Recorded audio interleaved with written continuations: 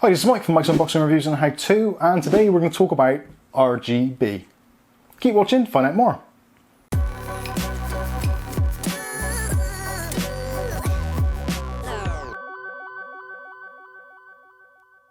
Okay, so in today's video we're going to try and demystify and clear up some of the problems that some people have had with RGB and the confusion that is the RGB market. The RGB market is an absolute nightmare, and very often I get questions: will this motherboard support RGB? Will it support this, that and the other? It's really difficult to answer because there's so many different standards, types and configurations that you can get. It really does get quite messy.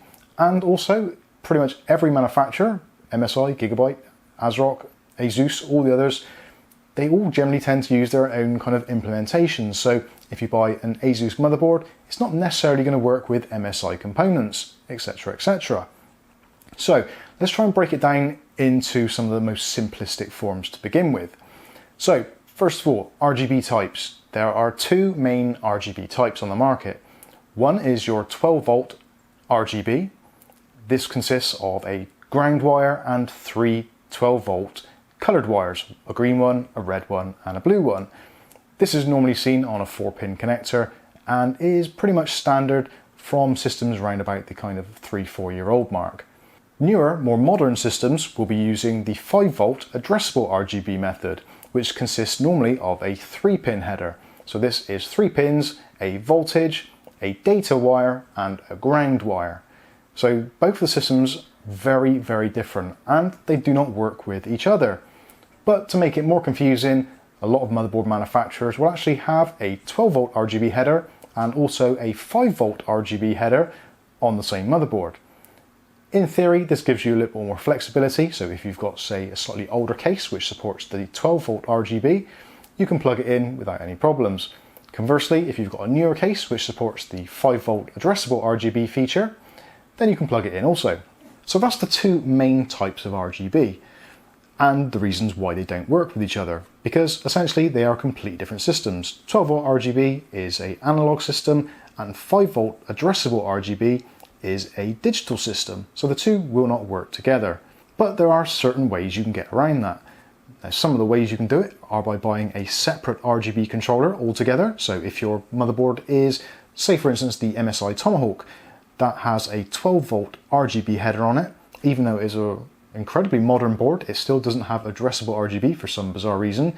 So if you want to have addressable RGB, but not have it controlled by the motherboard, you can pick up a relatively cheap controller, such as this kind of thing from Sahara. This is part of their Pirate range, which is their own proprietary system, running with, just to make things a little bit more difficult, a 6-pin header.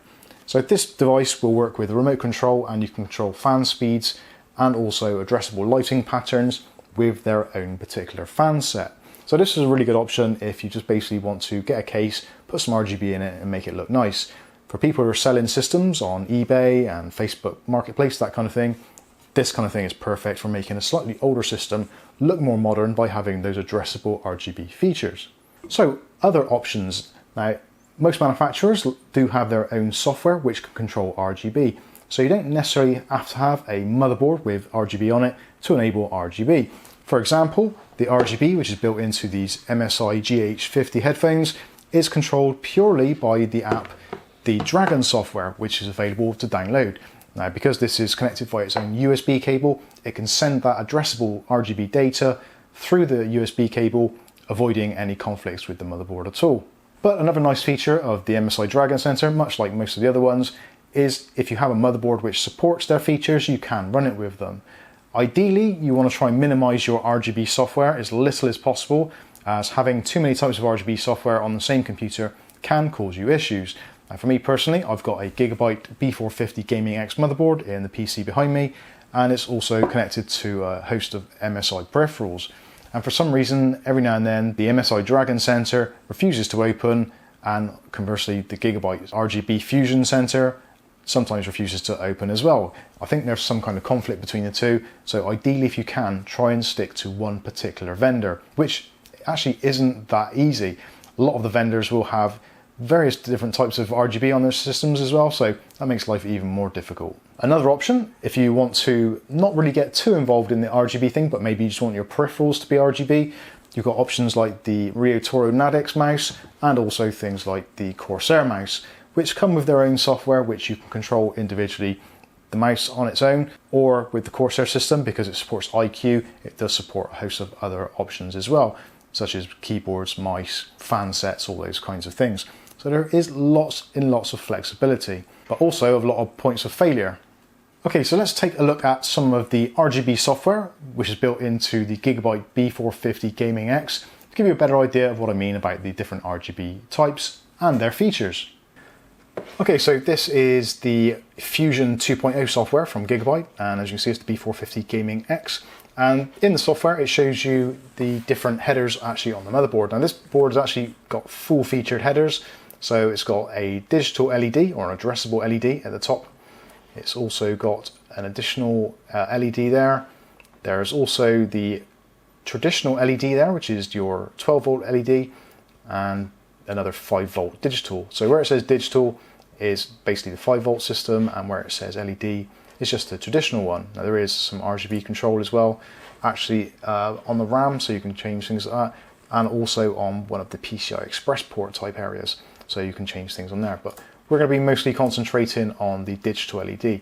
So these are the main differences. So if you look at the digital LED and go into the configuration, these are the different options that you can choose. So you're used to seeing most of these things, so static, pulse, flash, double flash, etc. Color cycle is the usual things where it flows from one color to the next. But what you don't get with the 12 volt systems that you do get with the 5 volt systems is things like the digital wave or the different types of effect. So if we go into digital A, and actually on the computer at the moment, you can see that it's doing this kind of digital chase, which is something that you cannot do with normal 12 volt RGB, because they'll be just static and it sends a signal to every single LED at the same time, rather than being able to individually address individual LEDs. So you get the general idea. So if you go back to digital wave, which is what I generally tend to have mine set to, and go to apply, and as you can see, you've got the kind of the slowly fading unicorn puke, which matches nicely with the RAM in there. And again, you can go into the software, click on RAM, and you can change different things in there. So you've got the cascade mode, so click on apply, and then you get the RAM doing different things. And again, it can address individual LED areas. The RAM is a little bit of a more kind of tricky one, because RAM, because of the nature of how it works, you have been able to do the kind of unicorn puke even on, well, on any system.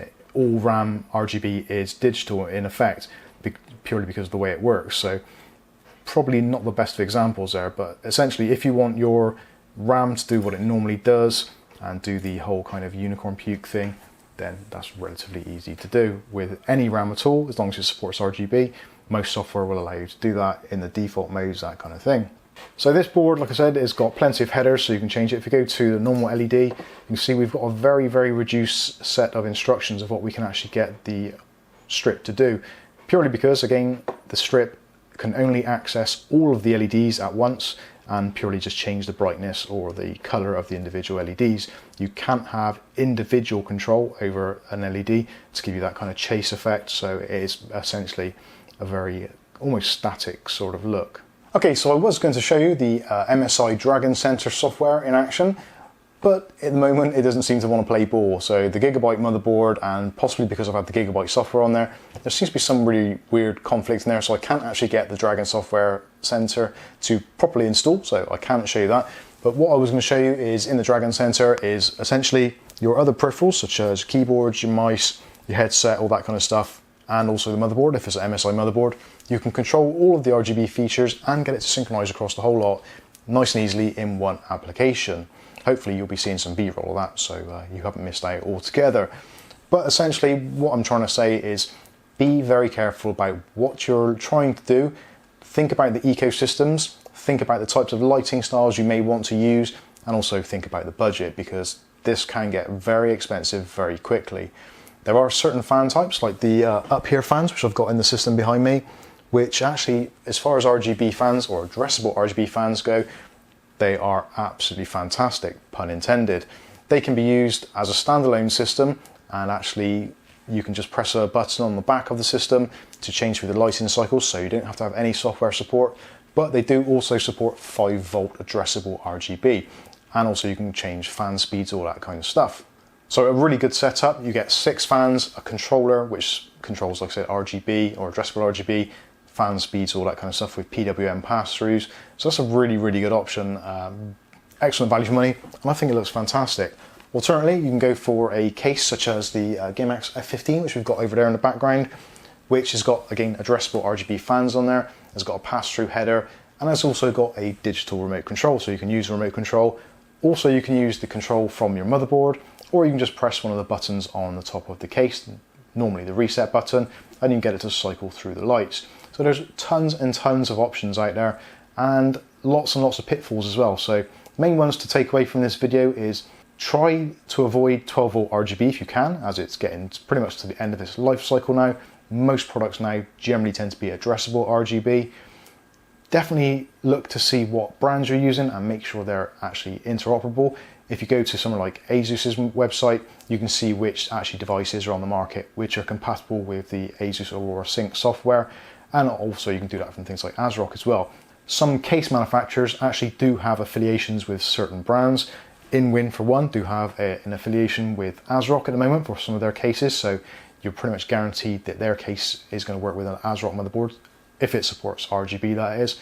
And again, check on your motherboard to see what RGB version is actually supported, whether it's 12 volt, whether or not it's 5 volt, all those kinds of things. If you're not too sure, generally look for the RGB headers. If you've got a 4-pin header, it's going to be the 12 volt RGB, so 4 actual pins.